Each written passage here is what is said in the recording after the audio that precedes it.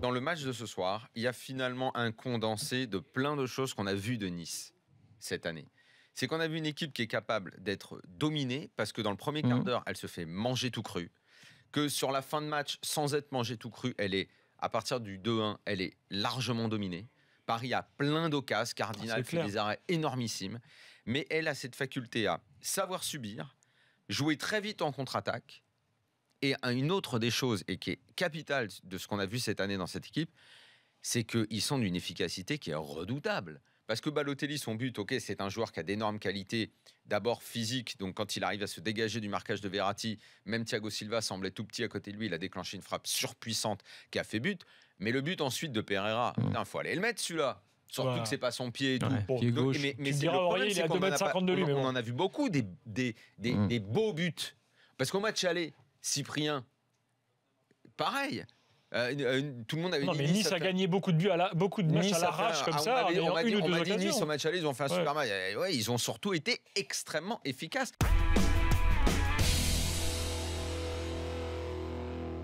Soyons tous lucides, même sur les années où elle est championne. Depuis le début de cette aventure, c'est une équipe, et ça a été crescendo forcément avec les années, c'est une équipe d'enfants gâtés, c'est une équipe de capricieux.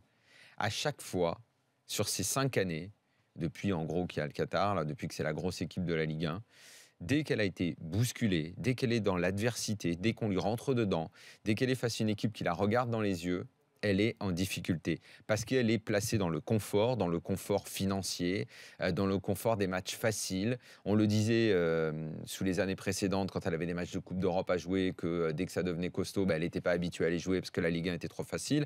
Cette année, la Ligue 1 a été d'un excellent niveau.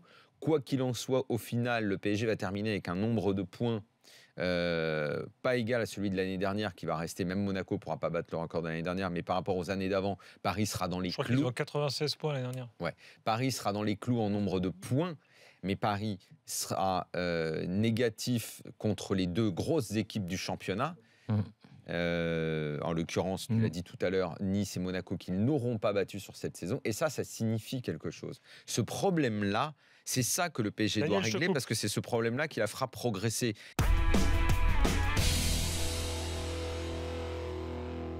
Quand tu as déjà tout ce problème de statut, que tu as ce manque de caractère global dans l'adversité, ça donne une équipe qui a assez de qualité pour surnager en Ligue 1, même si elle ne va pas être championne cette année. Mais ça donne une équipe, et je le dis depuis maintenant très longtemps, qui doit absolument changer beaucoup de choses, non seulement sur le terrain, mais dans la direction, dans le fil conducteur à donner à la psychologie de ce club. Si on ne comprend pas ça, le club n'avancera pas, il n'avancera qu'à coup de millions, les millions qui permettront d'être bon en Ligue 1, de sortir de la poule en Ligue des Champions. Pour ça, il n'y aura pas de problème. Mais pour les vrais objectifs dont a envie ce club, ça ne suffira jamais.